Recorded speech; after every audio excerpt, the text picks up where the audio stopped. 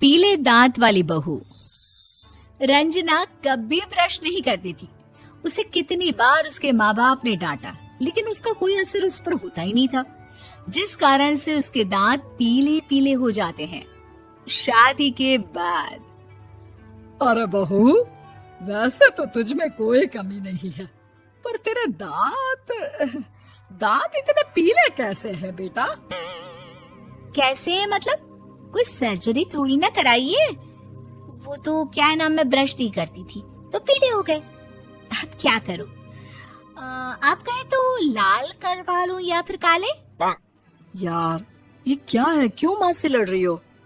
लड़ रही हूँ? अरे मैं लड़ रही हूँ या ये बोल रही है कि दांत पीले हैं, पीले। अरे तपस्या थोड़ी ना की है इन्हें पीले करने के लिए।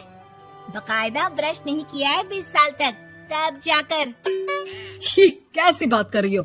ये उस वक्त तो पीले नहीं थे जब हम लोग तुम्हें देखने आए थे। अरे तब साफ करवा लिया होगा डेंटिस्ट के पास जाकर। अब देखो कैसे पीले पीले लग रहे हैं। रंजना सास की तरफ गुस्से से देखती है। फिर शुरू हो गई पीले पीले पीले।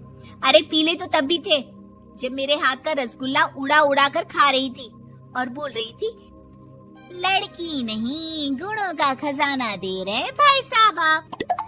खैर, अब वो लोग करते भी तो क्या करते, पीले दांत वाली बहू पल्ले पड़ी थी तो झेलना तो था ही। एक दिन कीर्तन में रंजना गाना गा रही थी। अरे कमला बहन, माँ का द्वार है, यहाँ तो सब शुद्ध होकर आते हैं, फिर अपनी बहू को ब्रश भी नहीं करवाती तुम। दूर से पीले पीले दांत भक्ति में बाधा उत्पन्न कर रहे हैं। अरे कोई 2 साल की बच्ची थोड़ी ना लेकर आई हूँ मैं बहू बनाकर। अच्छी खासी लड़की है, अरे कैसे करवाऊं ब्रश?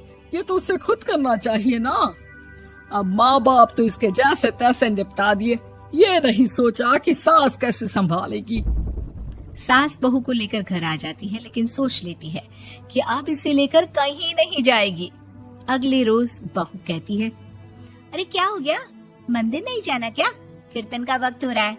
मेरी मधुर वाणी से कान्हा जी जागते हैं और सोते हैं। आप तो जानती है ना उनकी भक्ति में कितना मन लगता है मेरा। वो क्या है ना, तबीयत ठीक नहीं लग रही है मेरी, आराम करूंगी मैं। तबीयत ठीक नहीं लग रही? अभी तो मिथुन के गाने पर नाच रही थी आप, और अब बोल रही है कि तबीयत ठीक नहीं लग रही। अरे भक्ति में मन लगा लो सासू माँ, ऊपर जाना है, क्या मुंह दिखाओगी आप? हाँ? सास को बहू की बात पर गुस्सा आ जाता है। मैं क्या मुंह दिखाऊंगी, इसकी चिंता तो ना कर, समझी? अपने मुंह की चिंता कर, जो ये पीले पीले दांत लेकर हर जगह पहुंच जाती है। पता है लोग कितना मजाक बनाते हैं। ना जी ना, मैं नहीं जाना कहीं तेरे साथ। तो ये बात है, कोई ना, मत जाओ, मैं अपने कमरे में ही बैठकर भक्ति कर लूंगी। ऊपर वाला दांत थोड़ी ना देखता है, मन देखता है, भावना देखता है। और अरे बस बस, तू सब कुछ दिखा, बस ये सफेद चमकदार दांत ना दिखाना किसी को, है? जा यहाँ से। बहू को सास की बात का कोई फर्क नहीं पड़ता, वो तो जैसी थी वैसी ही रह जाती है। सुबह नहाकर किचन में खाना बनाना, फिर खाना खाना, कीर्तन भजन करना और सो जाना। एक दिन, माँ जी मैं सहेली के घर जा रही हूँ, शाम को लेट आऊंगी। हाँ हाँ तो जाना, मैंने कौन सा तेरी आरती करनी है घर पर बैठकर। रंजना सहेली के घर जाती है, जहाँ वो पार्टी में जाने की तैयारी कर रही होती है। अरे शिखा, कहाँ जाने की तैयारी कर रही है? मैं गलत वक्त पर आ गई क्या? अरे नहीं यार, उल्टा सही वक्त पर आई है। मैंने ये साड़ी और ज्वेलरी निकाली है यार, शाम को इनके ऑफिस की एक पार्टी में जाना है। बताना कैसा लग रहा है ये सब? नहीं यार, इस ड्रेस के साथ तो वो वाली ज्वेलरी अच्छी लगेगी। हाँ हाँ सही बोल रही है, मैंने ध्यान ही नहीं दिया। वैसे तो हमेशा से मस्त फैशन सेंस रखती है। तो बड़ा जाती होगी ना पति के साथ पार्टी में। रंजना कुछ नहीं बोलती, बस सोचती है कि यार काश ये बात सही हो जाती, पर मैं क्यों नहीं जाती पार्टी में? क्या इन लोगों की कोई पार्टी होती नहीं होगी?